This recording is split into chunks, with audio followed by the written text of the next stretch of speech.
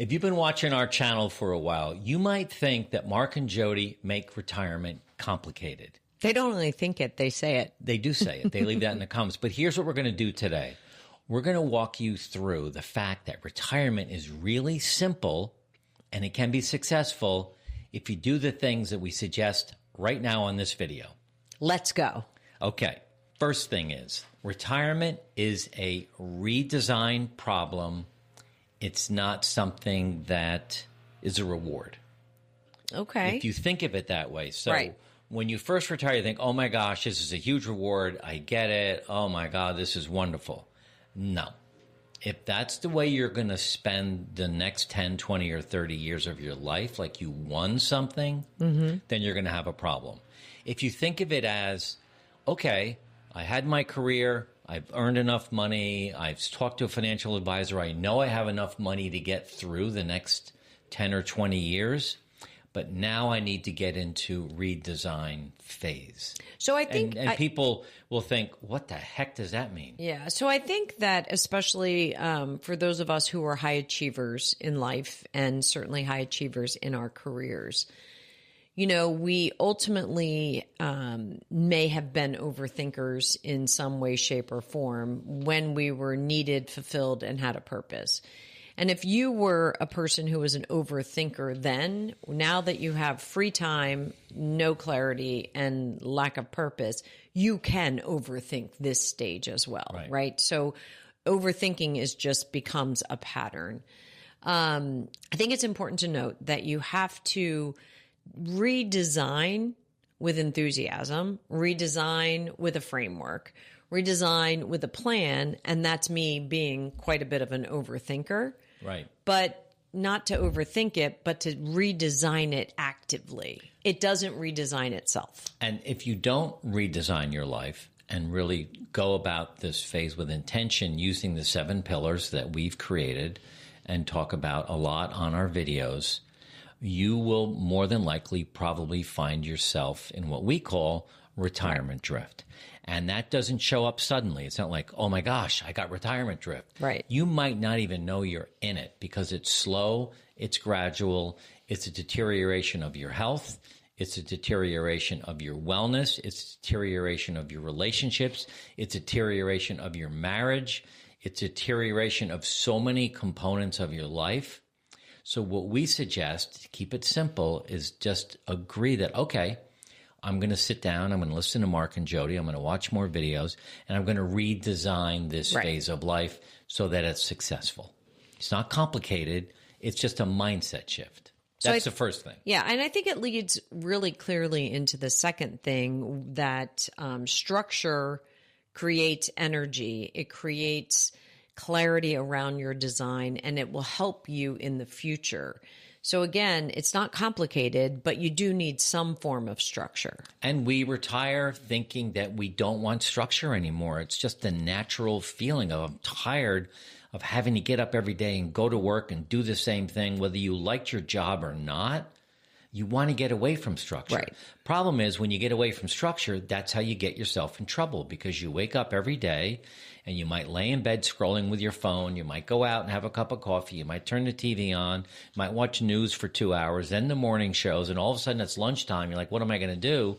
You finally shower, you get out of the house and do something. No, you've got to start your day, every day, with a little bit of structure, or you call it rhythm. And that means maybe not jumping into your phone first thing. Right. Maybe not turning the TV on first thing.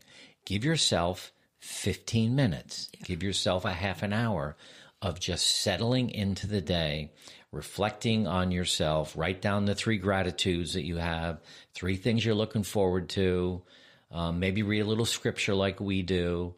Maybe walk for 20 minutes or go to the gym, come back, and then do your scrolling, and then do your TV, if that's really what you want to do the rest of the day. But I will tell people that are watching this that over time, you will get away from scrolling and watching TV because you're filling your day with other more useful things, because number 1 was to redesign your life.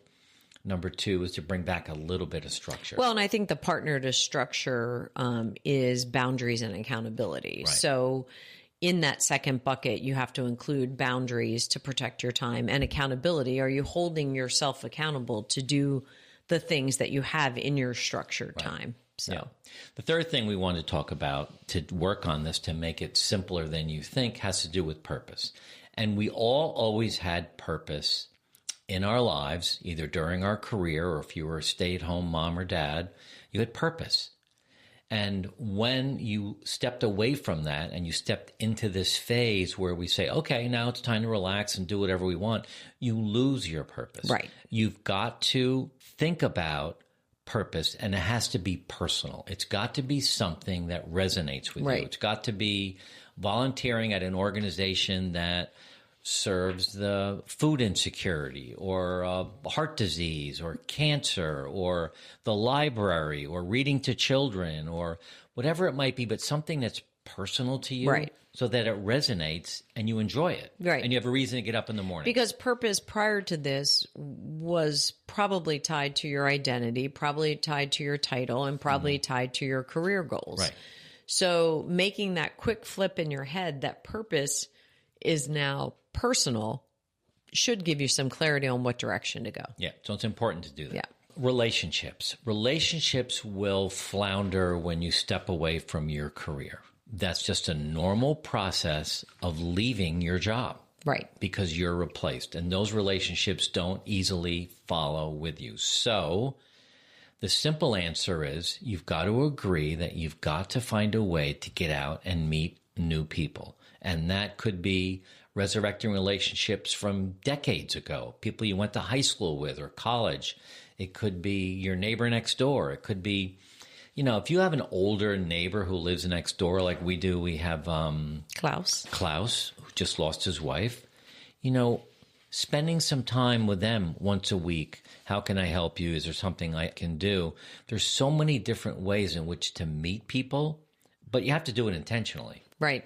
And you've got to remember that loneliness hides in busyness, right? So you ask a typical retiree, well, what do you do all day? And they say, I'm busy. Like first thing out of their mouth, I'm busy. And you drill down and, they're not really busy. They're actually lonely, and they're creating small tasks and making them bigger and bigger and bigger just to fill up the day. Right. So those relationships that you have to forge in this stage of the game really, really matter. Right. Here's another one that if you can apply this to yourself and realize that you're capable of learning more, it's that growth doesn't stop at 60. Right. You and I have both grown in so many areas of our life. We read a lot. We take master classes online. We give master classes online. We're always learning new ways in which to film our video and put our little studio together. But we're learning and we're growing, and we love that. And if you can have that kind of mindset, then retirement becomes easier because it's part of what it should be. Well, creativity can ignite enthusiasm. And if you go out and you ask a bunch of retirees how enthusiastic are they about their day, their week, their month, or their year, you might find most people are middle of the road or lower. And then you ask them what they're doing to spur on creativity. And, it might be a 0 to 2, maybe a 3, an occasional over 6. But most people just aren't pushing themselves to stay creative, to stay in the learning game, to continue to move forward. Mark and I were at the airport yesterday in Westchester County, New York, and I turned around and behind me was an older gentleman that I knew for 15 years as a gentleman who worked at DeChico's, which is a grocery store in the Northeast. And he would help me every time I grocery shopped because I'm in high heels, sliding in on 2 wheels, trying to get meals for 6 to 8 people at night after work, and he would run things to my car for me. He'd ask me if I forgot anything. And his name's Tom Bailey. And I turned around and there he was in a TSA uniform at the airport. And he looked at me and I looked at him and I was like, oh my God, what are you doing here? And it was such an incredible reunion. And he started going through, he was 18 years with the grocery store. He's been 8 years with TSA at White Plains Airport. And he started going through, he's taking a writing course. Yeah. He's legally deaf, so he's learning to communicate better. He's learning about AI. He's been married for 52 years. He told me all about his wife. Goes to the gym 5 days a week. Goes to the gym 5 days a work. week. After work, he works 4 a.m. to 2 p.m., and then he goes to the gym. And I was so heartwarmed by seeing him first, but then also learning about everything he's doing as he's aging. He's ramping up, not down, with a, hearing impairment and some physical disabilities, and just so enthusiastic. It's exactly what we're talking about. He's made retirement simple by doing all of the things that we're talking about. Yeah. When I told the girls last night, I was like, guess who I saw? You should have taken a picture. We forgot to do that. I know. Yeah. But my Tom Bailey, I was just so happy to hear his retirement story. And it's sometimes leaps and bounds better than ones that I know firsthand. Yeah. By the way, in the show notes below, there's the 1-year retirement checklist. If you haven't downloaded that yet, and it's free, please click that link, put your email in there, and get the download. It's really an amazing document that'll help you think about what you need to do a year or two before retirement, or if you've been in it for a year or two. So download that next. So the next one is, let's not dumb this down so much that we think it's simple and automatic. Anytime you're going to redesign something, it takes intention, it takes creativity, it takes thought, it takes trial and error. And that's the same in this phase of life. And it takes courage. And I think that's the thing that your friend Tom has. He has the courage to get up at 3 a.m., to be at the airport by 4, to work till 2, to go back to Brewster, New York, which is a half an hour drive, and then go to the gym 5 days a week, where he's got friends in there. And then he goes home and his wife cooks dinner. He cleans up. They watch a little TV. He goes to bed early because he has to get up. But it's taken courage for him, someone who's deaf and has hearing aids and has a speech impediment because of that. But he's made his life simple because he's doing the hard things intentionally. And he didn't just take the redesign at the lowest level. Like, he's taken redesign to a very high level. And that's really what we want for our subscribers as well. Redesign this life to the level you want. Right. So let's look at some questions our team put together. This is from BRC Gal. You two are great. Thank you. I love your content. We're not retired yet, but hoping to in the next 5 years. How do we do these things now before we retire? I will say we do manage a few of these now, but the days are so full sometimes.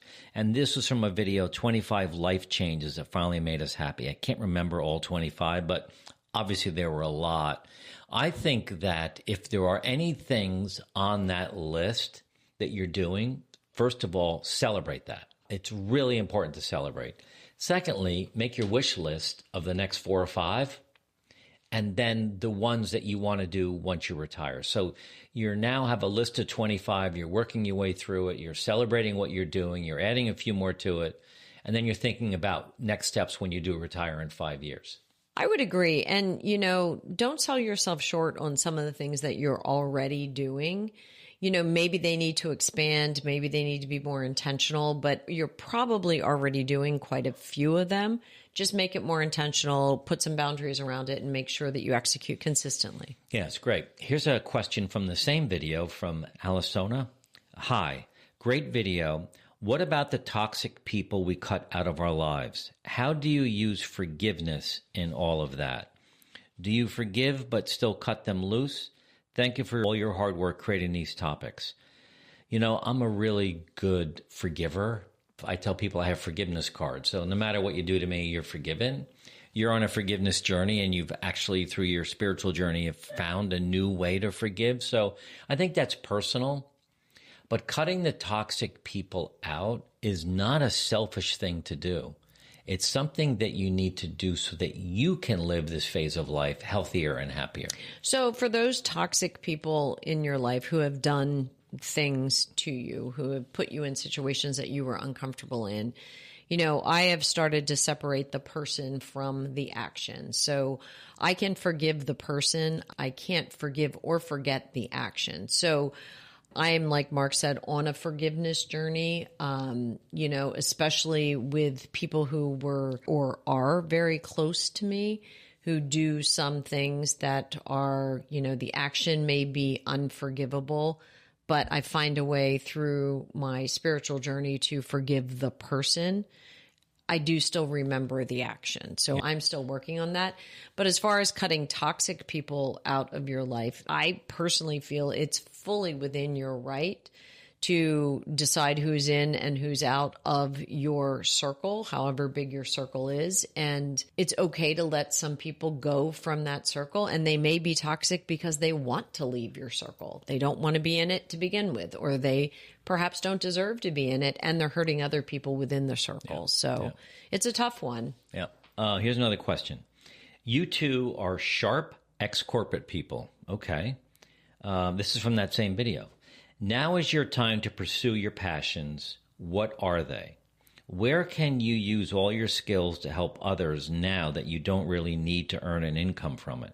Maybe learn to play an instrument well or help run a nonprofit. Sure, help the kids, but they can suck up all your time. So I'm not sure where the question is, but if you're a sharp ex-corporate executive, you can use a lot of your skills and talents towards finding out what this next role in life can be for you. We found this. We talk to each other a lot off camera, and then we talk to each other on camera about things going on in our life and how we can share what we're learning and how we're growing with all of you. So maybe you've got some really good finance skills, or you've got leadership skills.